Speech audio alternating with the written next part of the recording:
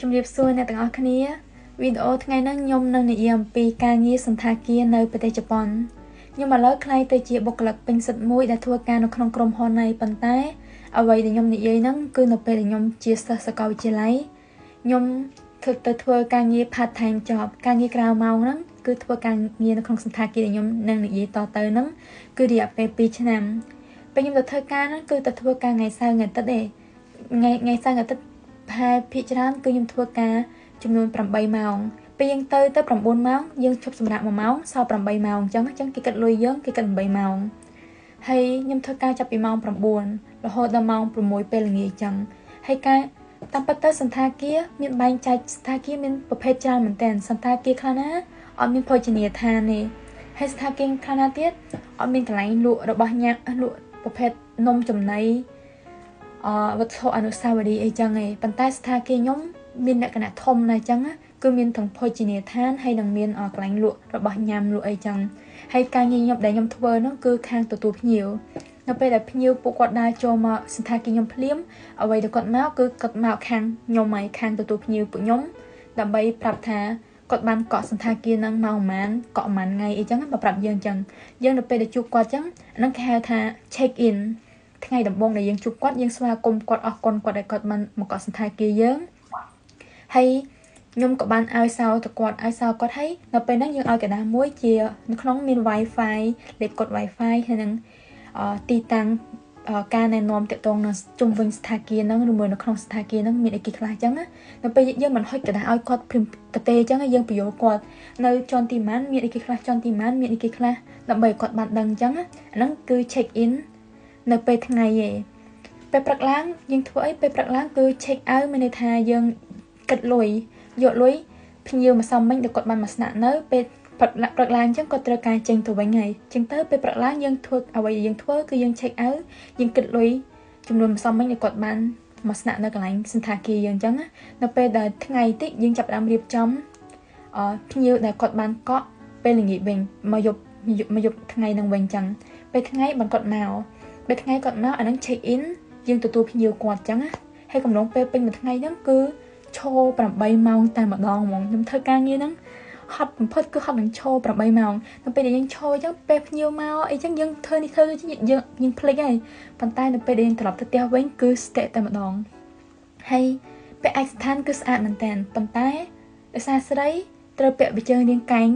រាងល្មមណាស់អញ្ចឹងពេលអញ្ចឹងទៅយើងឈរ8ម៉ោងហើយវាពាក់ប៊ីជើងកែងទៀតវារាងហត់ខ្លាំងមែនតើហើយយើងមិនត្រឹមតែទទួលមើលទី1គឺយើងទទួលភ្ញៀវទី2យើងគិតលុយទី3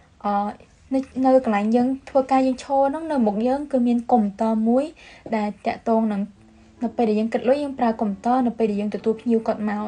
កក់នេះយើងប្រើកុំព្យូទ័រអ្វីគឺនៅលើកុំព្យូទ័រហ្នឹងតែមួយគាត់ដែលយើងបជាបណ្ដាយើងឆែកមើលកុំព្យូទ័របណ្ដា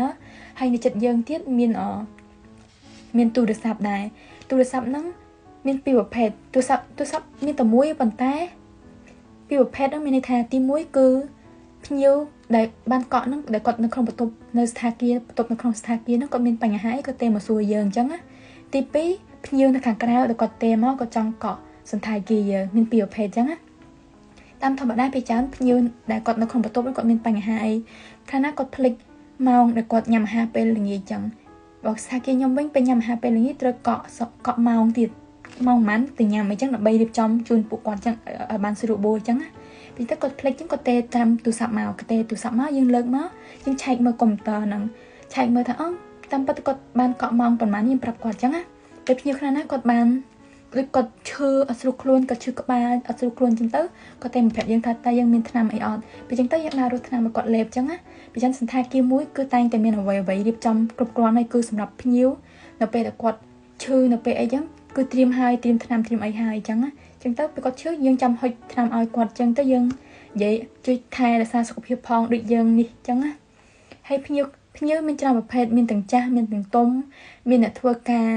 ហើយមានសិស្សសាលាក៏មានដែរពេលសិស្សសាលាមកភាគច្រើនសិស្សសាលាយើងតែងតែចង់សប្បាយនៅពេលដែលយើងមកស្នាក់នៅសន្តាគារយើងត្រូវការសប្បាយត្រូវការស្រស់ស្រាយអារម្មណ៍អីចឹងដែរអញ្ចឹងទៅគាត់មកសួរយើងតើមានបៀមានអីចឹងណាជប៉ុនឃើញចឹងក៏គាត់លេងបៀលេងអីដូចគ្នាហ្នឹងដើម្បីសប្បាយអញ្ចឹងទៅក៏សួរយើងទៅយើងដើររកបៀដើររកអីឲ្យគាត់អញ្ចឹងណា ហើយនៅពេលដែលយើងធ្វើការសន្តាគារហ្នឹងយើងត្រូវស្គាល់អ្វីជុំវិញខ្លួនយើងមានន័យថាទីមួយស្គាល់សន្តាគារយើងនៅក្នុងសន្តាគារយើងតើមានអ្វីខ្លះមានទីតាំងនៅកន្លែងណាអញ្ចឹងហើយទីមួយទៀតគឺត្រូវស្គាល់អ្វីដែលនៅខាងក្រៅយើងដូចជាភោជនីយដ្ឋាននៅខាងក្រៅតើហើយកន្លែងដើរលេងឬមួយកន្លែងចតឡានអីចឹងពេលខ្លះណាភ្ញៀវក៏ចង់ដើរលេងចង់អីចឹងក៏មិនសួរយើងហីអញ្ចឹងយើងក៏យកស្គាល់ផ្លូវនៅជុំវិញផ្ទះយើងមានកន្លែងដើរលេងមានអីអត់យើងអត់ស្គាល់គឺជាចំណុចល្អមួយដែលធ្វើឲ្យសន្តាគារយើងគេគិតថាបុគ្គលិកអត់ល្អអត់មានចំណេះដឹងអត់មានអីចឹងយើងត្រូវស្គាល់ខាងក្រៅកន្លែងដើរលេងហើយនៅខាងក្នុងសន្តាគារតើមានអីគេខ្លះដែរអញ្ចឹងអ្នកដែលធ្វើការងារខាងសន្តាគារខាងទទួលភ្ញៀវហ្នឹងសម្រាប់ខ្ញុំគិតថាលយមែនតែនហ្មងលយអញ្ចឹងទៅខ្ញុំពេលមើលមកយើងចង់ខ្លាយទៅជាស្រីមួយដែលអាចចេះដឹងស្គាល់ទាំងខាងក្នុងសន្តាគារខាងក្រៅសន្តាគារអញ្ចឹងវាមានលក្ខណៈលយមែនតែនហើយយើងឈរហើយយើងពាក់ឯកសណ្ឋានគឺស្អាតអញ្ចឹងណា